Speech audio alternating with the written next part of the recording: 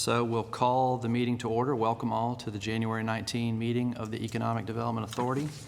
Before I do roll call, I want to remind everyone that these meetings are recorded, so please try to speak into your microphone as well as you can. Roll call. Sean Hewitt. Present. Pat Mosby is absent. George Ann Sneed. Here. Kimberly Sorensen. Here. John Stone. Here. Richard Tugman is absent. Sackett Wood. Here. Very good. Next up will be the approval of minutes for the December 15 meeting. Those minutes are in your EDA agenda packet. Any questions or comments before I accept a motion for approval? All right, may I have a motion to approve? Motion to approve. Second. Thank you. We have a motion to approve the minutes as presented. All in favor, please signify by saying aye. Aye. Aye. All opposed, like sign. Minutes are approved. Next up is introduction of our Deputy City Manager, Greg Patrick. Welcome, Greg. Greg is amazing, and if you all wouldn't mind, Greg can give you a little bit of his background. We're so delighted to have him. He's hit the ground running here. Oh, boy. And you all could each introduce yourselves and just tell them, you know, the business that you're associated with, would just, I think that would be great. Yeah, that'd be super helpful. Well, thank you for having me this morning. Really happy to be here. Happy to be in Lynchburg. I am originally from White Sulphur Springs, West Virginia, so not too far from here. Nearly came to VES to play golf my junior year of high school, but ended up staying home. My parents, at the end of the day, I guess didn't want to see me go. I think they had to do that over again. They may have changed their mind. But again, really thrilled to be in Lynchburg. My portfolio is primarily the operating departments. So and make sure I include everyone here: Public Works, Water Resources, the airport. First time I've definitely had an airport in my local government portfolio, that's for sure. IT, let's see, who else am I missing? What's that? Not yet. And I'm forgetting a few here. Fleet, but again, really excited to be here. I worked with Winter in the city of Norfolk for almost 9 years. So one benefit I had in coming here is that I speak Winter, which is a language that sometimes is not easy to pick up. Takes a little bit of while. You've got to immerse yourself in order to speak fluently, for sure.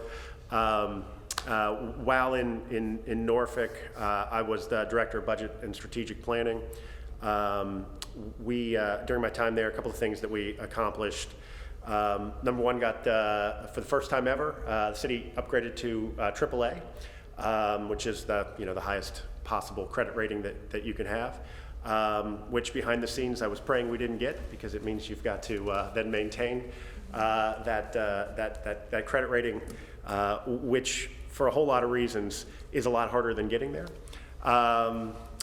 Two, I was the primary architect of the school funding formula that was put in place between the city and the public school system. I don't know how much you guys know about the way K-12 education is funded in Virginia, but it is designed to set up a lot of conflict between the school system and the local governing body. That school funding formula went a long way to depoliticize school operating funding, at least. I also founded what we called Norfolk Civic Lab, which was really a kind of a data analytics and data storytelling function within the city, which kind of worked across all the departments to help use their data better, to tell the story of what the city was doing more effectively, and to make sure that we were operating as efficiently and effectively as possible. So that's a little bit about my background. Again, just thrilled to be here. Started on September 28th, so almost 3.5 months now, but it's been great, and what a great place to live. So. And I think he lives near John. Oh, we are, yes. Just closed on a house at the end of December on Locksville. Good. Thanks. So that's me in a nutshell. That's great. Well, thanks for being with us. We'll give you quick introductions. Georgianne, you want to start? Sure. I'm Georgianne Sneed. I'm the president and CEO of Electronic Design and Manufacturing. Right. We are an EMS provider. Basically, we make circuit board assemblies. So, and we're in one of the city's industrial parks. Fantastic. I'm Kim Sorensen, CEO and President of United Way of Central Virginia. Excellent. I'm John Stone. I'm a lifelong Lynchburger, and I am an investment advisor with the firm Stiefel Nicholas. Excellent. I'm Sackett Wood. I'm CEO of Warren Giles, and I also am a lifelong Lynchburger and grew up on Lower Locksview before Upper Locksview existed. I didn't know there were tiers. Long time ago. I'm Sean Hewitt. I work with Westminster Canterbury. It's a retirement community heading back up towards your new house. Welcome. Excellent. Very nice to meet you. And we had Westminster Canterbury and Virginia Beach, so very familiar with what you guys do. And we have one other member, and that's Richard Tugman, and he is the CEO of Piedmont Community Health, Centra's insurance arm. And Pat Mosby, I'm so sorry. Pat Mosby works at BWXT, and she's out. She has medical. She's recuperating from an operation, so she is out. Well, thank you, Margette, for giving me Thank you so much, opportunity Greg. to come and meet you guys. And really, what you guys do is the lifeblood of the city, and we want to be here to make sure that your lives are as easy and productive as possible. So anything that we can do to make that happen, please let us know, and we'll do our best. Thank you, Greg. We're glad Thanks, to work Greg. with you. My pleasure. Next item on the agenda is a welcome to our newest authority member, Sean Hewitt. Sean, welcome. Sean is the president and CEO of Westminster Canterbury Lynchburg, and we're glad to have you with us. Thank you. Glad to be here. John, Do we- do you want to say anything? Do I need to? No, not if you don't want to. Glad to be part of the team and look forward to learning more. Thank you. Thank you so much for agreeing to serve. Let's see. Next up is our insurance coverage update. So at the last meeting, Richard was asking about the directors and officers limits. And Will Absher with Campbell Insurance went back and ran some numbers on that.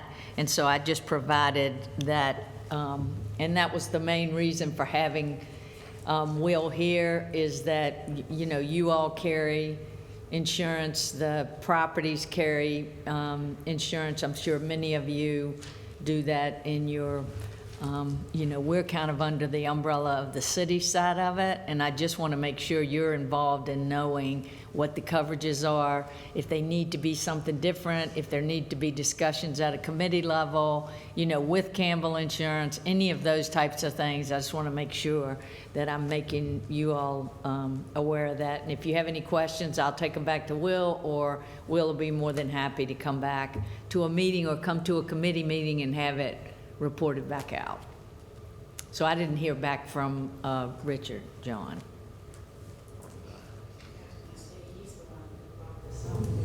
Yeah.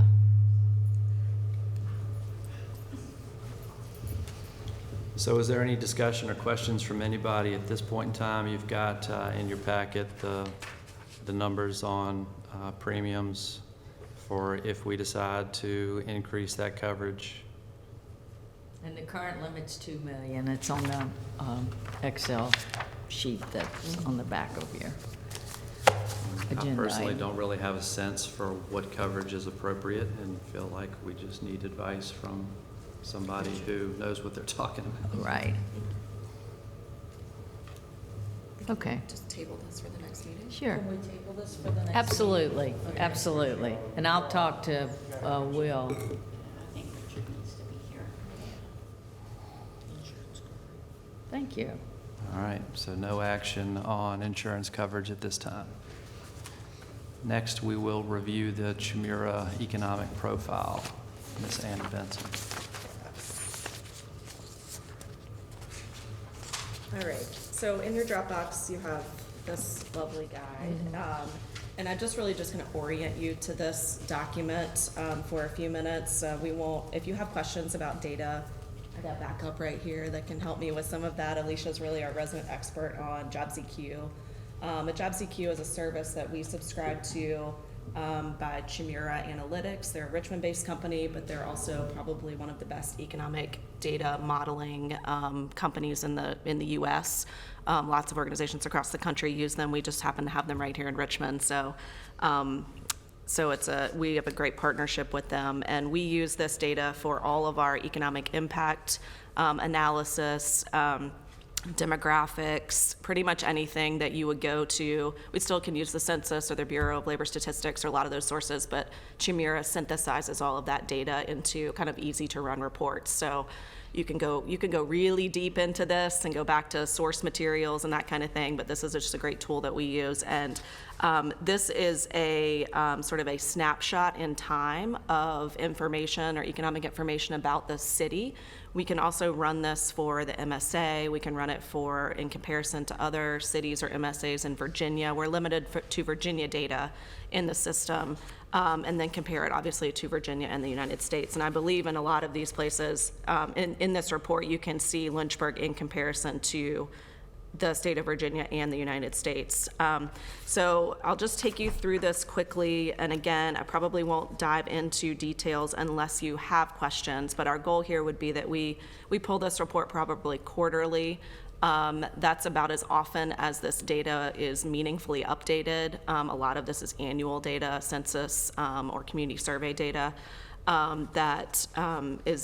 We report on annually, but quarterly we can go over this and we'll make sure that you all have a copy of it, at least at that cadence. So, And we have, sorry, Anna. Go ahead. We have a really great relationship with Chris Chimera, who does this. She's, as an economist, which a lot of times, that can be a snooze fest, but she is Not a snooze fest. is not a snooze fest, and she's really committed to her work, so she's very accessible. This data is used by the region, so this data is used by the Workforce Investment Board, and we're able to tag along for a really reduced rate to access this data. So one of the things that we found, especially during the pandemic, was where did the city, and I'm talking about other city departments as well as council, as well as go to get data to figure out what was going on in the city. Consistently. And so they used all kinds of sources, right? Like Anna has mentioned, most people go to the business of the Bureau of Labor Statistics or the census data and all that. That's great. But sometimes if you get too far out, everybody's telling a different story, and that story's based on whatever their agenda or however they're seeing that. So we want to try and have you all equipped with this information from Chimera, and we'd be more than happy should you want to dive down into it, because one of the things that Winter has brought to the table, which is very, very true, is that the city is very different from the counties. The issues and the opportunities that the city has, and we're many times, even though we're grateful to be part of an MSA, we're the only city in the midst of 4 rural counties.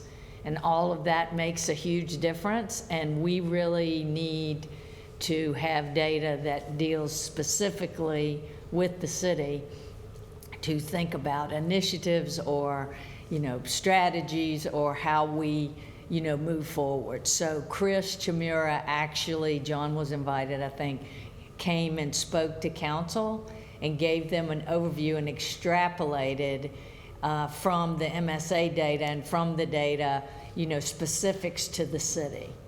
And another part of that is the ODU report that's done once a year that came out last year and talked about this MSA, and we talked about the fact that Liberty's numbers, because of how they are categorized, were not included in the data that is used to calculate those numbers and to do all of that. And so I just think it's a really good thing, especially for you all to be equipped, as well as our whole team, for, what does the city look like? And, how do we, when we ask you all to be advocates for the work that's done, what are you looking at in terms of that, right? Like, what's going on in the city, and, how do we make sure our, schools are putting out folks that can fit into the jobs that are here? What sectors might we go out and try to attract?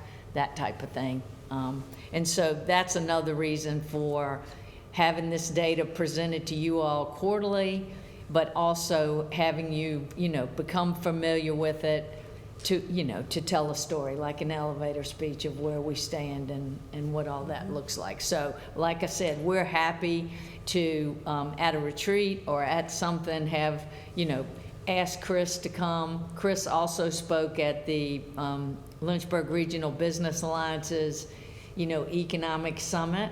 And the reason being is because this is the data that we're using regionally. And so therefore, and she's well recognized in the state as well as Anna said, across the country. But so that people start to get familiar that are not dealing with this every day with, here's the data, it comes from Chimera, this is what it looks like. Doesn't mean you can't go out and look at others, but this is the data that we're using. Chimera also created for us the job portal that we have launched. That's up, and it actually takes job openings that are in the city, as well as it's regional as well, and it goes from over like 900 job sites and puts those all in one place. So a citizen or somebody could come into that job portal, not have to sign up for each one of those things individually, and look at all the jobs that are available here. And it's the only one of its kind job portal, in the region and around. I don't know of anybody else in the state that's done it. I think there's Either. maybe two. Yeah. Okay, sorry, Anna. Just No, wanted to make a that's point great. for- And I think to your point too is, and I don't have it with me today, but if you want to, we've done some benchmarking of the city against the MSA and the city against other like cities in Virginia, just on some key data points that might be interesting to bring back to you all at another meeting, just to show you how Lynchburg compares to, Danville, Harrisonburg, Roanoke, Charlottesville, that kind of thing. So, Can I add one thing? yeah, sure. So just keep in mind, so this is a little bit behind as far as data. So this is through Q3 of '22. And then it does not currently include LU, like Margette said. So they are working on that. So the next report should include LU statistics, but they're not included in these right now. I'm sorry. Yeah. You mean because the age is so young, you don't mean the age demographic, is No, it's not the age demographic, it's the employment numbers, the Oh, okay. employment I was gonna say, information 'cause I with the assume way that's that what's skewing Liberty the age reports demographic, right? employment. That's Okay, right. sorry. Go. Same. Oh, good. No, the demographic profile is census, pretty much 100%. So I'll just, one fun fact about the economic overview is the little paragraph at the top is the nice, like, Cliff's Notes of the data. It pulls out some of the keys. So I'm on page 3 if you're following along. So it pulls out some of those key statistics. Of course, you can run down through there and see, and this chart shows you the city of Lynchburg against the state of Virginia and the United States as a whole. By percentage and then by actual numbers. I will say that, we know that our population has grown, since the 2020 census, which is now 20 years, but we're more than a quarter. We've grown at about a 25% growth in population since 2000. Did I say 2020? I meant 2000, sorry.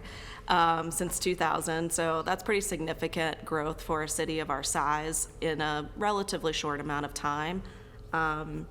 So just something to note. I will kind of keep going. On page 5, employment trends and unemployment rate.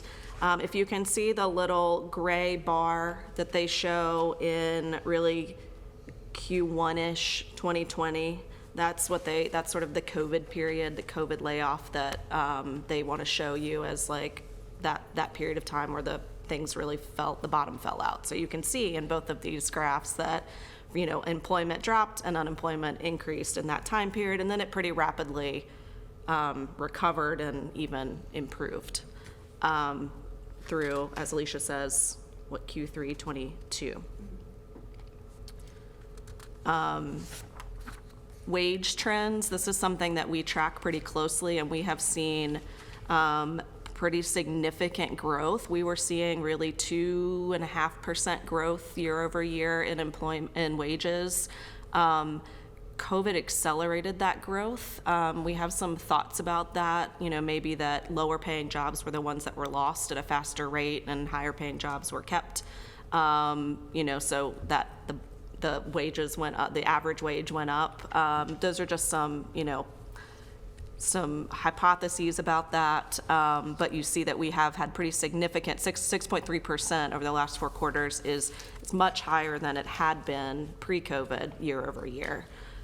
So we'll, I would assume that may level out over the next couple quarters, that we've had really a drastic fall rise that may not, we'll see, right? But it's just one of those interesting things. Cost of living index is really the rate, the purchasing power in the city of Lynchburg versus Virginia and the nation. The nation would be at 1. We are 12% below that. So your goods and services in Lynchburg, or your money goes about 12% further in Lynchburg than in the United States as a whole. The industry snapshot, these will be our largest employment sectors, which haven't really changed over the last, I would say, 10 years or so. Retail, trade, manufacturing are our highest, and healthcare and social assistance, accommodation and food services are our largest sectors in the city. It does kind of go down with average wages below that of those sectors, and how we compare, and how those sectors kind of compare with job loss and growth. And I think as you look at that, all that makes, when you first look at it and say healthcare and social assistance, but we're the city in the middle of 4 rural counties, right? Where the healthcare system, the main healthcare system is here.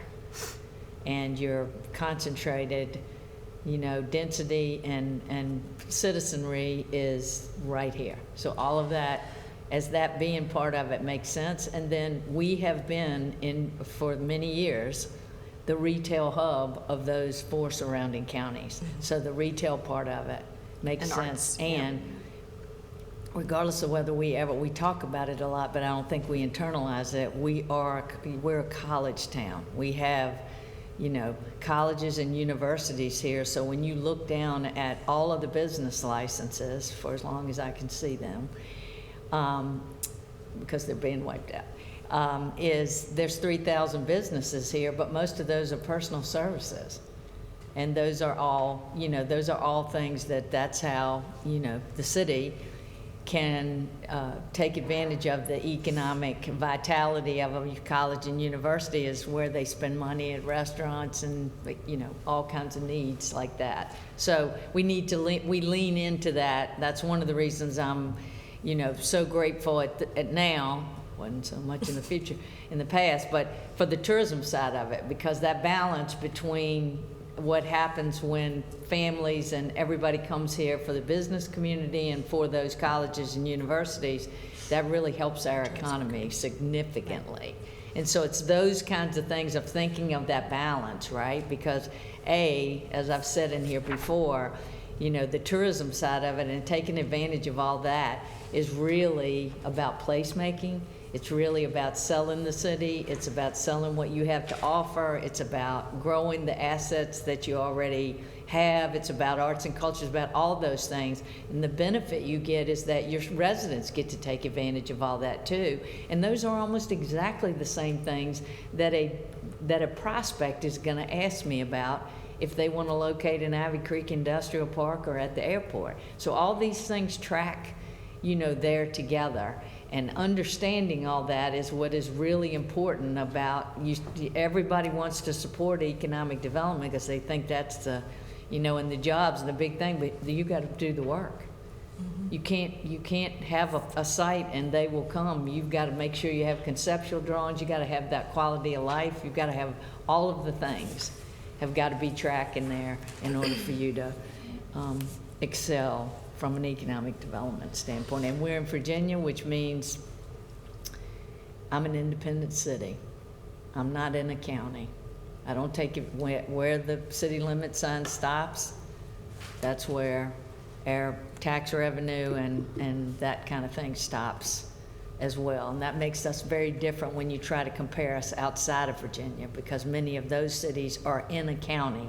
So when you think about the balance between greenfield sites and what you can do to build for advanced manufacturing and things like that, all of ours is all incorporated right there within 50 square miles in the city limits. And as is, every time you turn around, another multi-family housing unit. Doesn't mean we don't need those. Those are the thing now. That's what people want instead of single-family housing. But those are taking all of the sites that are out there and available. And none of them are wrong, that's what the market wants, but it still creates friction, and it makes for needing very strategic and innovative thinking. Yep. Quick note on location quotient, because that's something that Read my mind. Yep. LQ. And Alicia, please back me up on this, but essentially it's 1 is your average, is your national average. So if you're over 1, you have more than the average. If you're under 1, you have less than the average. Essentially, we're competitive if you're over 1. Right. You're talking about clusters and things like that with that location I was looking at the quotient. healthcare and social, we're at 53% above. That's right.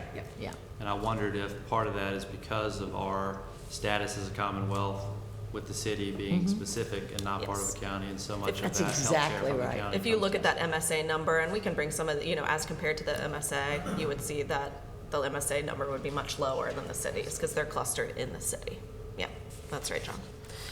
Occupation snapshot is essentially the types of workers in those industries. So it's a slightly different classification, but it's by, the types of, and so these can be across sectors in some cases, right? Office and administrative support certainly would go across, healthcare or manufacturing or that kind of thing, but it shows you the types of workers within the industries in the city.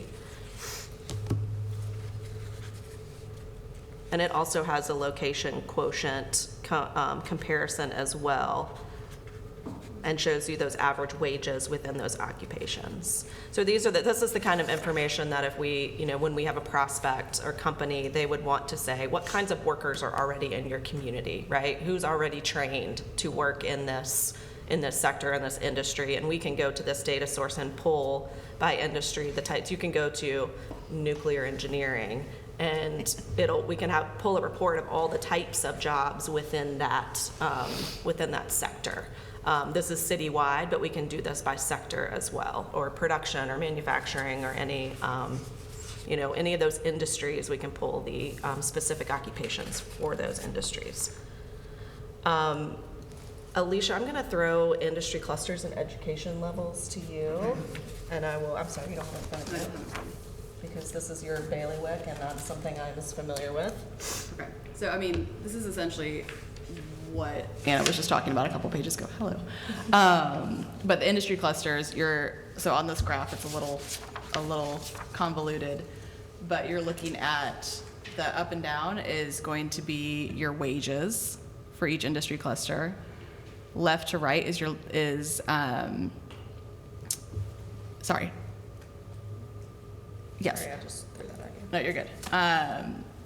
And then left to right is if they are growing or not. So anything on the right axis are projected to grow, and this is a 10-year forecast.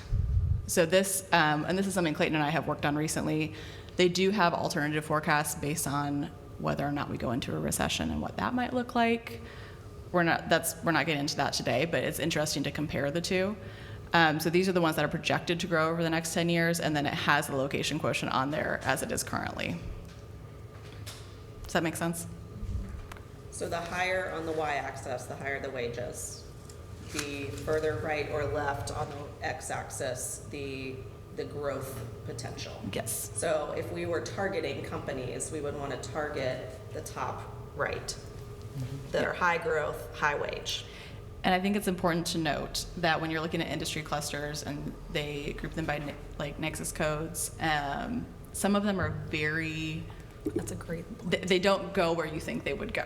So when you're when you're reading things like chemical manufacturing, for example, if you break that down into what they include in that, it's a lot of things. So it's not necessarily, you know, who you think of right away.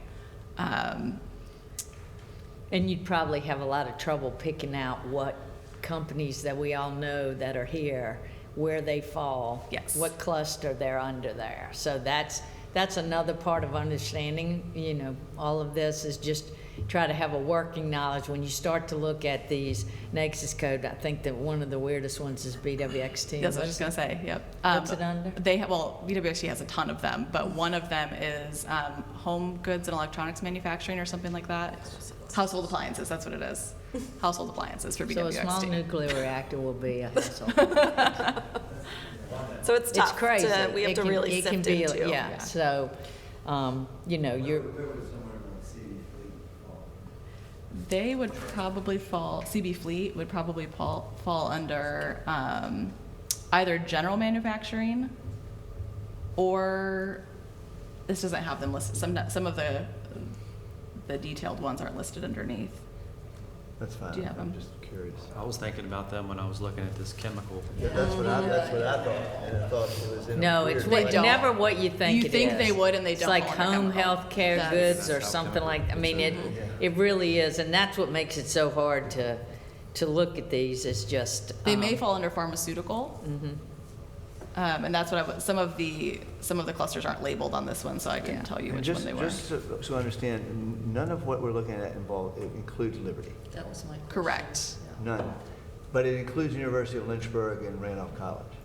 Yes. And so it They're was not intentionally- religious organizations, so They're not required to report. Their religious organizations are not required to report. Okay, but the next report will include Liberty. It should be, yes. Chris Chimera has been working with Liberty to pull all that data, and so supposed to be by the end of this month, they're supposed to include it in everything and update that.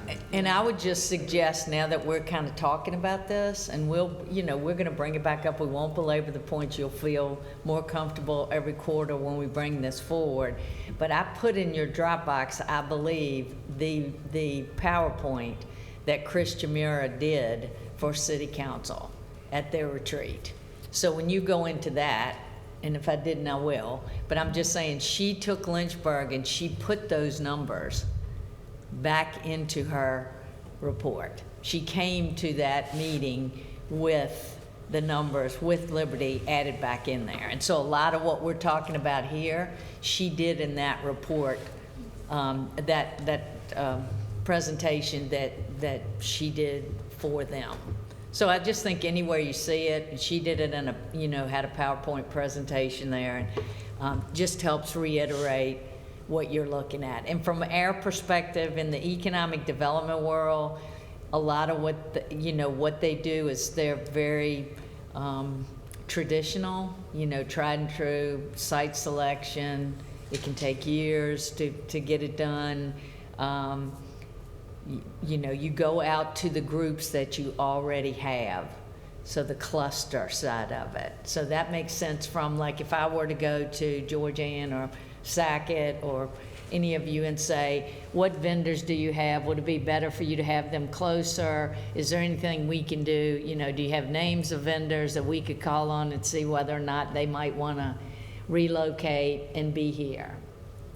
Of course, you have to have a place to put them, and you need to be really thinking about that. But on the other side of the house is, what are the sectors as we look forward, right? For me, if I'm running out of space, then I might be looking at different kinds of sectors, which may be technology driven, which may want to locate in an old building that we have somewhere, or rehab that building and do something different with it. Now, do I have a cluster in that? No, I do not.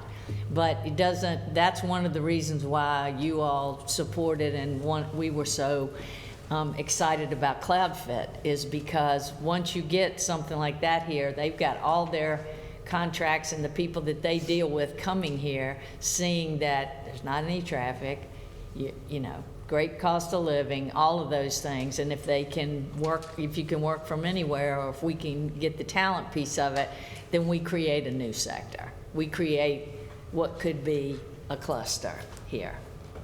I love saying that. Cluster in a good way. Cluster. When we say Liberty, are we students, employees? Yes. Employees. Employees. Just employees? The employment data, yes. So wages, number of employees, that kind of thing. The demographic data does include Liberty, again, because that's from the census, but anything to do with employment does not. And the demographic is, from census, would be if they have a residence established here. Yep. Yeah, the right? way that that is They're not established walking the dorm. now is that the way the census tracks it now is where What? they live the majority of the year is how they track them, which would be a dorm even. Oh, wow. Yeah, they changed it. Well, the number of young people is huge. Yeah.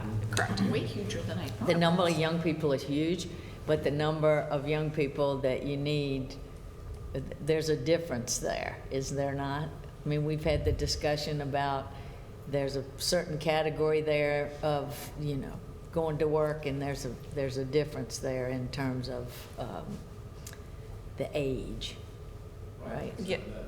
The labor force participation rate. It's low. A lot lower. I mean, it's a little lower than the state by 3 or 6 Uh-huh. points in the And it has increased, nation. actually, yeah. And that does include it does include students in the labor force participation rate. So if they're strictly students and they're not working, then that does affect that too. Thank you.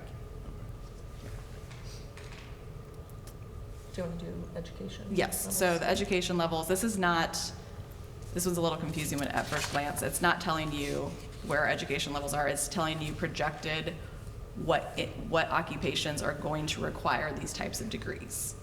Does that make sense? So when we're looking at projected job growth, for example, there's going to be an almost 1% increase in jobs that require a post-grad degree. But there's going to be a decrease in jobs that require moderate term on-the-job training. So kind of an example of that, like short-term on-the-job training would really be kind of just your entry level, anything you're gonna go into, get a quick training and you're ready, good to go. Long-term, maybe somewhere like Banker Steel, where they have their own program like with Banker U, where they do specific training for their jobs, and then moderate would be somewhere in between. So, questions on that? Wanna move on? Do you want to take that, or I mean, this is just, I mean, GDP is, the last section is just GDP. It's, you know, goods and services produced. And I believe this is a regional number, actually, because it doesn't go down to the city level. So you can see that those are obviously our major sectors are contributing the largest portion of GDP, manufacturing, healthcare, and retail. And that data is 2021? Yeah, so a lot of this, it'll be a year in arrears as far as data, which is why this isn't, you know, this is a really useful tool to look at, you know, quarterly, biannually, annually, because you may, when we bring this back next quarter, this may not change much significantly, and probably be, you know, a year before we see an update on that. But the more you see it, the more you get a grip on what the data means and, you know, I mean, I really think especially at this point, we have most of the bases covered, you know, in terms of trying to hold on to the businesses that we have, which we've always done, because if you lose somebody, it costs you a lot more money to lose them than it does to bring somebody new in. But now we've got sites that we're working on. I mean, that's going to take a little bit, but at least we've got something out there to be able to talk about. We've got a brand, for the love of God. You know, we're putting it out there. I mean, Anna has got a business expansion magazine, or site selection magazine, which is a national magazine for site selectors that are looking. She had a full page ad in there. You know, ours looks a lot more modern than, you know, a lot of it's very, very traditional with the map and the big star to show you where you can locate the thing.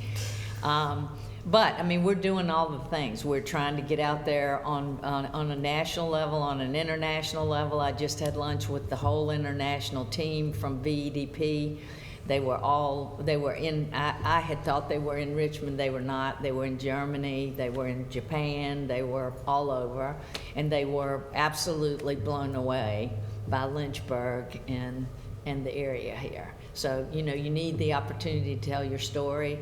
So we're trying to hit on all of those things with a very limited budget and what I would say would be, you know, probably a very limited understanding of what we do every day and, you know, and how we do that. But understanding the baselines there and where opportunities might be and how does that in your world impact your businesses on a day-to-day basis.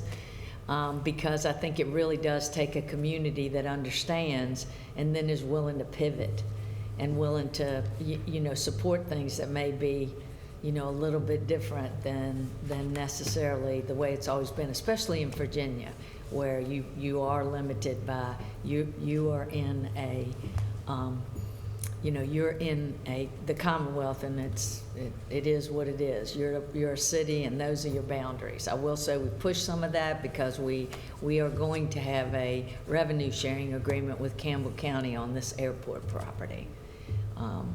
So we are trying to look across the board at all of those things to seize opportunities where we can, and trying to be, which is the hardest part, proactive instead of reactive.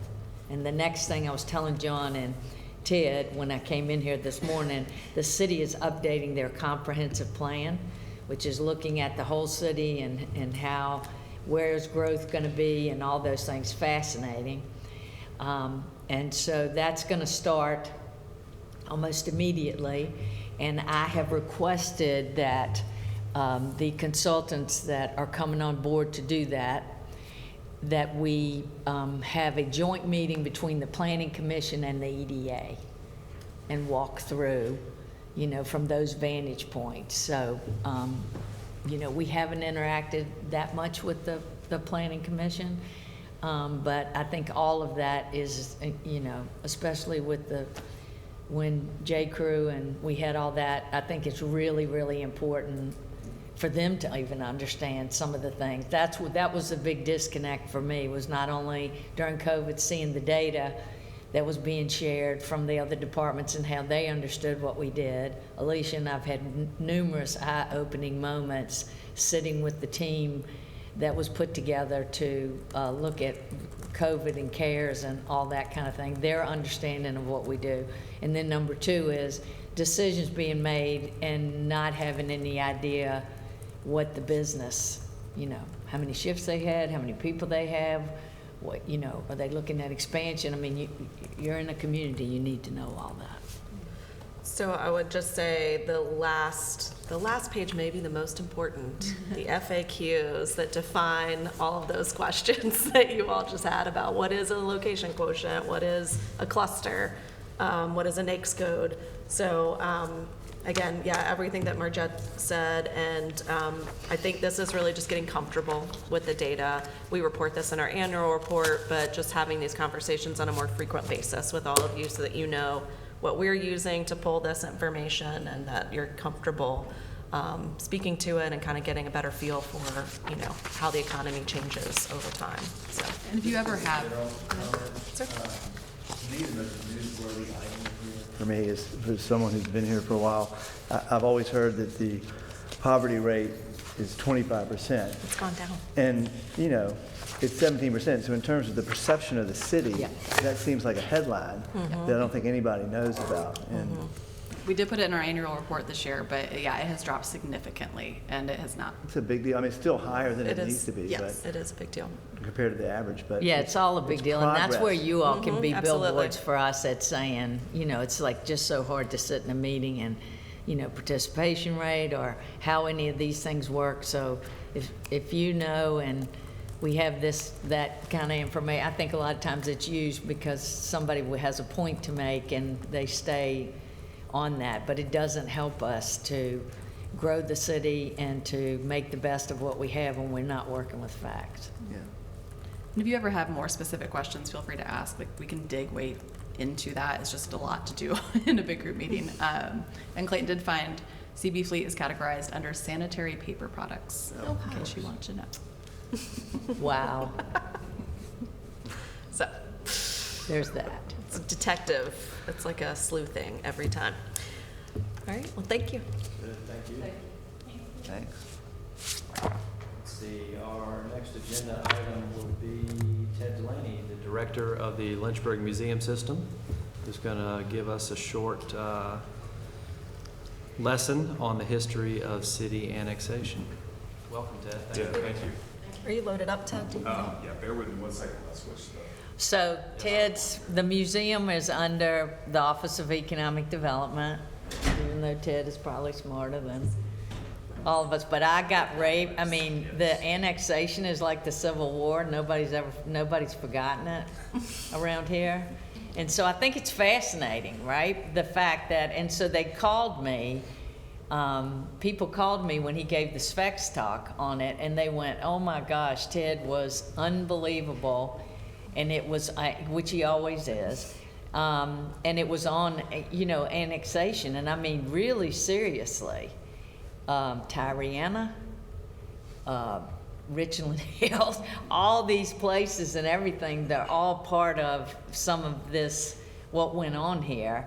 And I just said, oh my gosh, I would love to hear that, and I would hope the EDA would love to hear it, because it shall not be done again. Am I correct? Word. We're done. Take it away, Ted. Okay, great. So thank you all so much for being here. Marja, thank you for inviting me and asking me to share this with you. It was really hard to make this, to take a 45-minute presentation, make it 15 minutes. So I apologize in advance. This is going to be the most abridged history of annexation you ever heard. But there are a lot of great points that we'll get to cover. So just so you know, the city's last annexation started in 1972 and finished in 1976. So we're right in the middle of the 50th anniversary of that. And so it was important to me, for us as a community, to remember that. And I think this is a great time to look back at that and reflect on the impact it's had. And I think you'll get a sense of that this morning. So on Saturday morning, January 29th, 1972, almost exactly 51 years ago today, the local newspaper dropped a bombshell on the residents of Central Virginia when readers opened up their newspapers that morning. And this... No. Is it on? Is it on? You might just have to push that on. Is there a keyboard? Yeah, I'm sorry. Pardon me. Okay, so this was the bombshell people got on the morning of January 29th, 1972, when they opened their newspapers and saw this large headline that read, "City officials unveil sweeping city annex plan." Lynchburg City Manager David Norman had presented his plan for the city of Lynchburg to annex nearly 50 square miles from the surrounding counties of Amherst, Bedford, and Campbell during a city council meeting on the previous afternoon. City Council officially approved the plan unanimously, I should add, 7-0, and passed an ordinance that officially initiated the annexation proceedings. The proposed area included an ambitious expansion of the city limits. And I hope you all can see this. I'm sorry this is so small and so distant. But I'll describe to you geographically the areas that were included. From Amherst County, the city sought all of Madison Heights, the Seminole Shopping Center, where Big Lots is now, Central Virginia Training Center campus, and much of the land that was south of Route 130 or Elon Road. From Bedford County, a portion of Boonesboro, Blue Ridge Farms, and what is now Peaksview Park. From Campbell County, Old Forest Road, Richland Hills, Windsor Hills, much of Timberlake Road, and the Lynchburg Municipal Airport. Lynchburg in the early 1970s, as now, was a city in transition. Following national trends, suburban areas just outside Lynchburg became fashionable places to live, and the urban core suffered competition from sprawling residential developments and shopping centers. Growing businesses looking to locate or expand had run out of suitable tracts of land within the city limits. Both Babcock and Wilcox and the Lynchburg Foundry, which at the time were two of the city's biggest employers, were forced to expand into Campbell County in the early 1970s when they needed more land. The same thing now. Exactly. This is going to sound, a lot of this will sound very familiar. B&W moved to Mount Athos off of 460, and the foundry, pictured here, moved to the adjacent Archer Creek site. Despite steady growth in Central Virginia, there was very little growth within the city of Lynchburg after the last major annexation of 1958. That year, the city nearly doubled in geographic size from 14 square miles to 25, but saw a population increase of only 15%. This was an extension of a demographic shift occurring in Lynchburg since World War II to an older population and a stagnant population.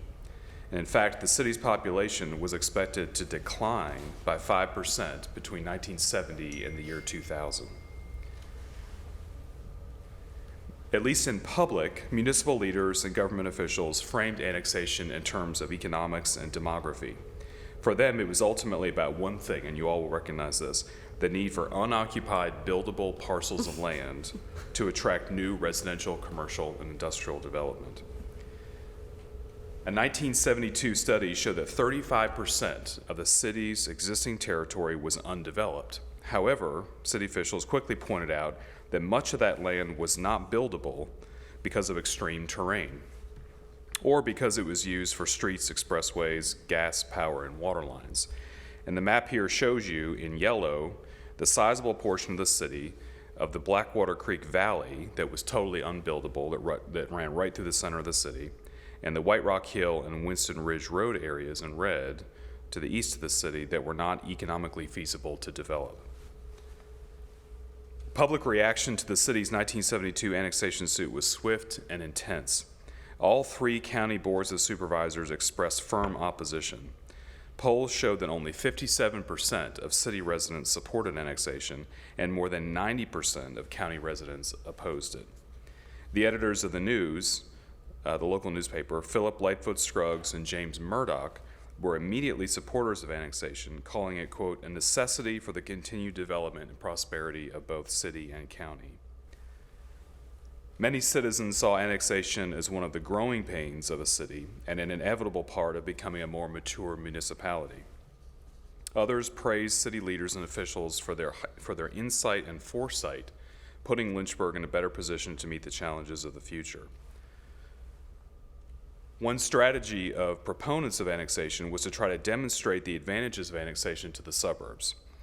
New areas annexed into the city were promised a raft of what they called urban services that included city water from the Peddler Reservoir, sanitary sewage disposal, police and fire protection, garbage and trash collection, zoning and inspections, improved streets and highways, libraries, and public parks.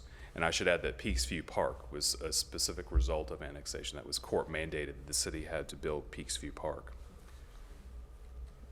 Most county residents were not persuaded by this argument. The chief complaint was financial. They simply did not want the higher taxes that would come with city residency. One consultant projected that county residents of areas targeted for annexation would have their property taxes more than doubled. Some reports even said it would triple. And city residents themselves were expected to have as much as a 15% increase in their own personal property taxes. Many county residents felt a very deep sense of pride for their suburban or rural county identities. This was especially true for families in the Brookville High School district, which had just built a brand new high school building in 1966. This photo here shows it under construction in 65. While never explicit in the news media, we must also acknowledge the racial tension that underlay much of the annexation battle. The vast majority of the population in the areas to be annexed was white, and many of them were not comfortable with their children attending urban schools with black students, especially those that had to be bused into the inner city. Racial integration of public schools in Virginia was still relatively new, and many families were not comfortable with this. Brief word about the process of annexation in Virginia. So according to state code, a city wishing to annex petitions or files suit in the county, the circuit court of the county that is targeted. A 3-judge panel is appointed by the Virginia Supreme Court to hear arguments from both sides and to either grant or deny the annexation. Lynchburg's annexation trial began in September of 1973. and the final ruling was announced in January of 1974, almost exactly 2 years after the suit was first brought. The judge's decision, which was unanimous, surprised everyone. Ultimately, the judges felt that Lynchburg demonstrated the necessity and the benefits of annexation, although it was not awarded everything that it sought. The judges were convinced through the trial that, quote, the need for large industrial tracts within the city is particularly acute, and that, quote, available space for large industries does not exist. So, Lynchburg was granted what's shown in yellow here, which is approximately 70% of the land that it sought in Campbell and Bedford counties. This is all the land that they believed would, quote, be needed in the reasonably near future for development. But, as you'll also notice, they received none of the land that they wanted in Amherst County. The judges felt that the James River was too substantial a natural boundary to overcome, and also decided that in Amherst County, particularly in Madison Heights, the county was already providing many of the services that were promised and proposed by the city, things like water and sewer service, refuse collection, and streetlights. One other thing I want to point out is that Lynchburg did not receive Brookville High School. And you can tell, it's hard to make out, but at the bottom of this map, the line was drawn, instead of at Water Lake Road, which is the bottom boundary that the city wanted, it was drawn at Laxton Road, just north of where Brookville High School is. And this ultimately led to the city having to build Heritage High School in 1977. As you might expect, reaction to this ruling varied wildly. Lynchburg was cautiously excited, Campbell County was angry, Amherst County was elated, the Bedford County folks seemed mostly unfazed. Lynchburg City Manager David Norman said that he was satisfied with the decision and was, quote, pleased to have this matter resolved. Lynchburg Mayor Leighton Dodd called the ruling fair. Campbell County Administrator Donald Johnson said that his county had been, quote, raped. Reaction from those who lived in the annex areas of Bedford and Campbell was scathing. Lacey Peterson of the Oakmont neighborhood off Timberlake Road wrote, quote, cities like cancers are not necessarily good for people simply because they grow. I will consider myself a prisoner rather than a citizen of Lynchburg until my escape. Campbell County Windsor Hills resident Pauline Napier underscored the suburban disgust for the city, which she described as, quote, dying of rot and decay. She said, quote, Lynchburg didn't encourage people to move into the city. They gave us many reasons to move out. Campbell County Vista Acres resident Floyd Kennedy summed up Lynchburg as nothing more than slums and welfare. The annexation battle was especially hard on its most visible advocate and leader, and that's the man pictured here, City Manager David Norman. He and his wife received death threats and harassing messages by mail and telephone, and the Lynchburg police chief even advised him to put a lock on the hood of his car to prevent car bombs, a popular technique of the day. Campbell County and a grassroots organization of area residents both challenged the 1974 decision on annexation and appealed to Virginia's Supreme Court. In the interest of time, I'll only say that the very extremely complicated appeals and review process stretched over 2 years, but ultimately the 1974 decision was upheld by multiple state and federal courts. The date for annexation was officially set to take place on midnight of December 31st, 1975.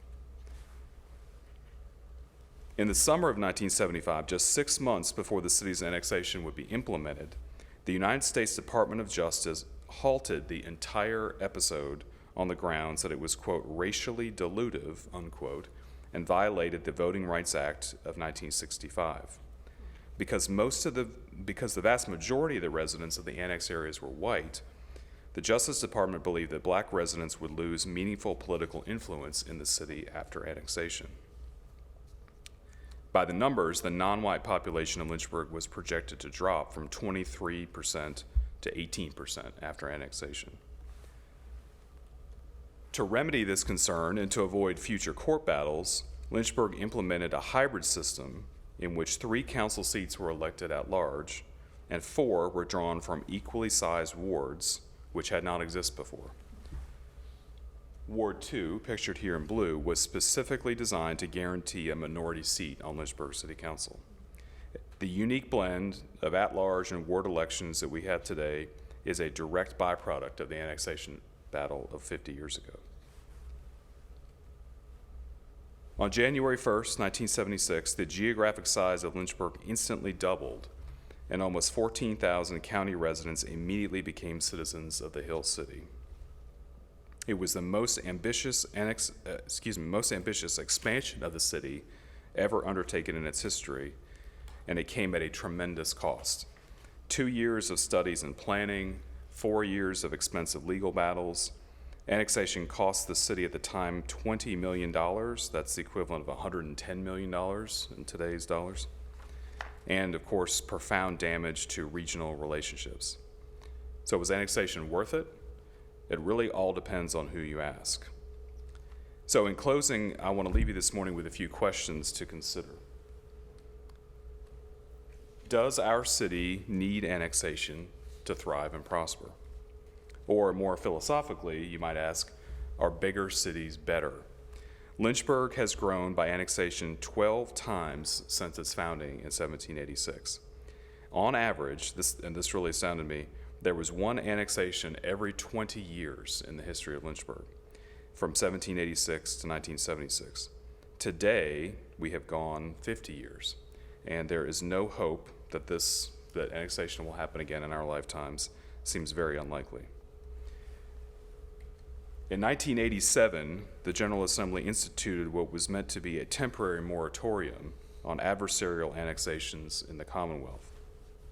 State legislators have extended that 1987 moratorium regularly, and the ban was most recently continued in 2016 through the year 2024.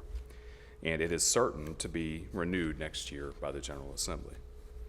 So if our boundaries are permanent, if the city's boundaries are permanent for the next 50 or 100 years or more, how does Lynchburg thrive and prosper without annexation?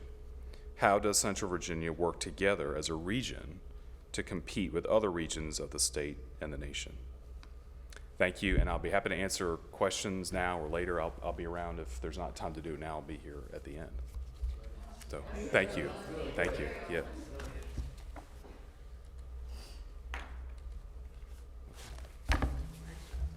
Wow, I didn't know all that. Did you know that? No, I'm not from here. You probably, no, you were in diapers.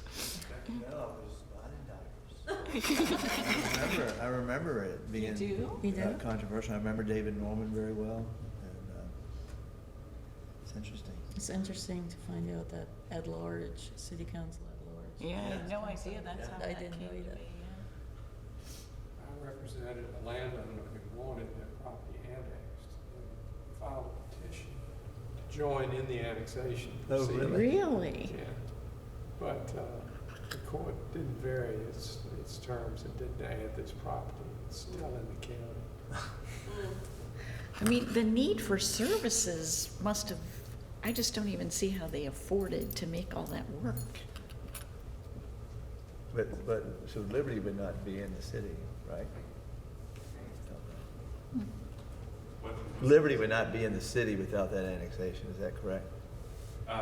Yeah, so most of what's now Liberty's campus was brought in 76. Yeah. But the line was sort of right at 460. Right so there, everything yeah. that's on the other side is not in the city. So A lot of what's on the Yeah, other side is not. that's the That's the line, boundary. interesting.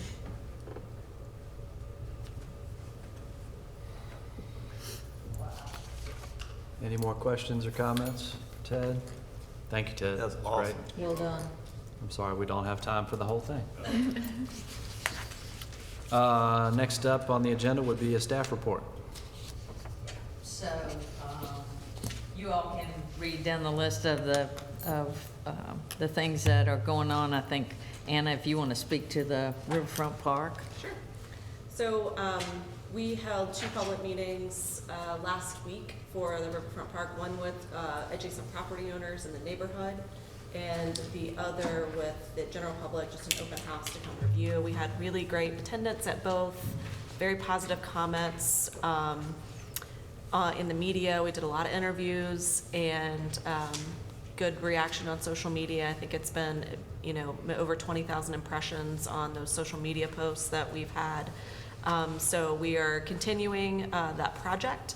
Should be in final design by April and go to bid mid-May with construction starting as early as June of 2023. The park will close to events, at least planned and scheduled events that we can permit on May 15th. And our estimated completion is really late summer 24 is what we're thinking. So about a 12-month construction period. So Clay Simmons was speaking to the Lynchburg Morning Rotary Club today. this morning, I'm so glad. Yes, he's wonderful. And you can see it's such a game changer, what that construction, down there is going to be. Do you have a question, John? It's exciting. Where's the funding? Already fully funded? It was funded in the FY23 budget, there was already some funding in our capital improvement plan for various pieces of it. We were going to do the restrooms separately. The playground is almost fully funded by the Kiwanis Club and Parks and Rec. So there were already some pieces in place, and then the last year's budget, it was fully approved. So we started moving forward with design. So the real estate representation, that's all gone through.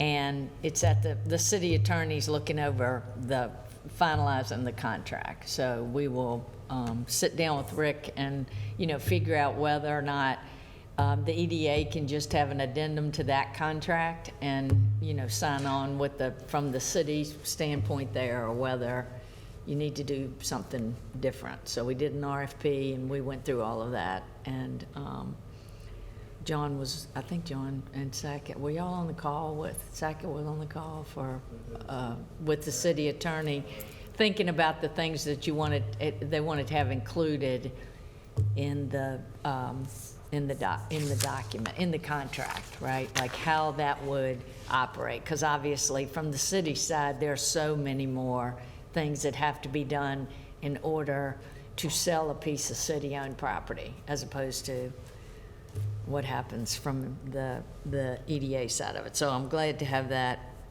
almost completely finished under our belt. So as you all can see, Anna's no longer serving as the acting director of communications, but she is still assisting on that. And if you all read, we were announced as the professional disc golf. The Pro World Championships are coming in 2024. That's a huge deal. While the disc golf course, the main course, is in Bedford County, the experience for those that attend will be Lynchburg, lodging, and all of that kind of stuff. So that is a really, really big deal, and Andrew and Anna's team did a great job. A lot of that came from work that they've already done with RFPs with the Liberty, like going after really big pieces of business.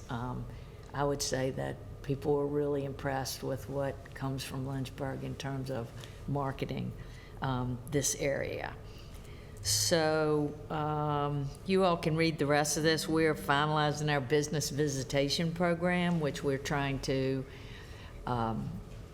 we call on the businesses here anyway, but Clayton and Alicia, everybody spent a bunch of time cross-referencing employers, growth sectors, a lot of what you saw in the Chimera report, trying to look at those and make sure that we're staying in touch with all the businesses here. But we're also doing things like asking them when they host a meeting here, whether they have professional trade organizations that might hold a meeting here, trying to do all that cross-referencing to say, when, if you have a board meeting or something that you need assistance with for lodging or for any of that kind of stuff. If you're doing relocations, we have relocation guides. We have all kinds of things that are on the tourism side that can benefit businesses that they've asked us for before, but we're going to take the opportunity to talk to them about, who they might be bringing into town and how we might assist with some of that. Yes, and also we talked about it last time, but the governor announced this week, we've not only gotten the Go Virginia grant for the airport, but we got the Virginia Business Ready Sites grant for Ivy Creek. So we'll be moving forward on getting a consultant to help us do the due diligence. So mainly, as I've told you all before, both of these sites are really expensive to develop. However, what we need is, in order to be able to market them, we need to have access to them. So I'm looking at things like utilities being brought to them, what's that gonna cost? And then how do we get a road in there, what's that gonna cost? The big ticket items are grading. And I think all of that you can do conceptual drawings, you can really market a site in your community, and then think about how you as a community may assist or incentivize the grading part of it based on the type of prospect you get. How many jobs is it? What do they pay? How big is the footprint? All of those types of things. But showing them that you have conceptual drawings, that you've got the permitting and all of that kind of stuff straightened out. Most of them want to see from the time they talk to you until they build the buildings like an 18-month time frame. So you can't do any of that unless you've already got all your ducks in a row. You don't necessarily have to have the site built, because nowadays people want very specific things. That's another reason why you can't take a lot of existing buildings, what it would cost to redevelop them to today's, what somebody would be looking for, can really be cost prohibitive. So you want to have the site be attractive enough for them to consider it, and then they build what they need. Was there anything else y'all can think of? I don't have anything else except that the press this month, Margette mentioned the Business Expansion Journal, that there was an article on Virginia, and we haven't added that, but there's a link in the report if you can click through to those as well. And I did want to talk to you all. I went over and met with CloudFit about their program, and we had a great meeting. And some of the questions that you all have is like, who else is supporting the program? At this point in time, it's the EDA and CloudFit, but CloudFit, which they categorize under JobFit, is a separate 501c3. And they put out the applications, and people that apply to that program can really go to work at anywhere within the city. They're brought in. What you all supported was people from residents of the city. So they have made inroads with the University of Lynchburg, Liberty, Randolph, CVCC, Lynchburg City Schools. They've probably been to Campbell County and all those places to talk to them. So what they really need to take this to the place where I think that it needs to be is really sitting down and talking with the anchors, whether that's Centra and all of the colleges, to think about their students and Lynchburg City Schools, how to make sure they're really well aware of the program. And then also talking to the business community about this being available, because one of the things was they could tell me where some of the people went, but a lot of them, if they were a Lynchburg resident, some of them went to work for J.P. Morgan in Atlanta, right? They got jobs from that, but I think part of that is just the businesses here not really, as aware for their IT needs that this is available. So we had a great conversation about all of that, right? So they're one of the few, and Alicia can speak to this, workforce development programs at all out there that are actually, their thing is to have to create a pipeline for themselves, but it could be for any IT in the city or the surrounding area. It's up to us to do a great job of selling the city to people that do that. So one of the things we thought about is bringing back to you all is just a workforce development piece to be in your budget And therefore, people that wanted, if somebody wanted to come and make a proposal in terms of workforce development, but it would need to be something that was structured similar to this, where people could go to any business in the city to go to work after being part of that.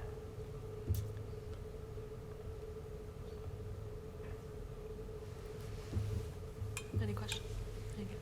So where do we go from here on that? We'll just put it in your, we'll put, you know, something that looks more like what your questions were before, is just an amount in the budget for '24, which we will try to bring to the Finance Committee probably in March, something like that.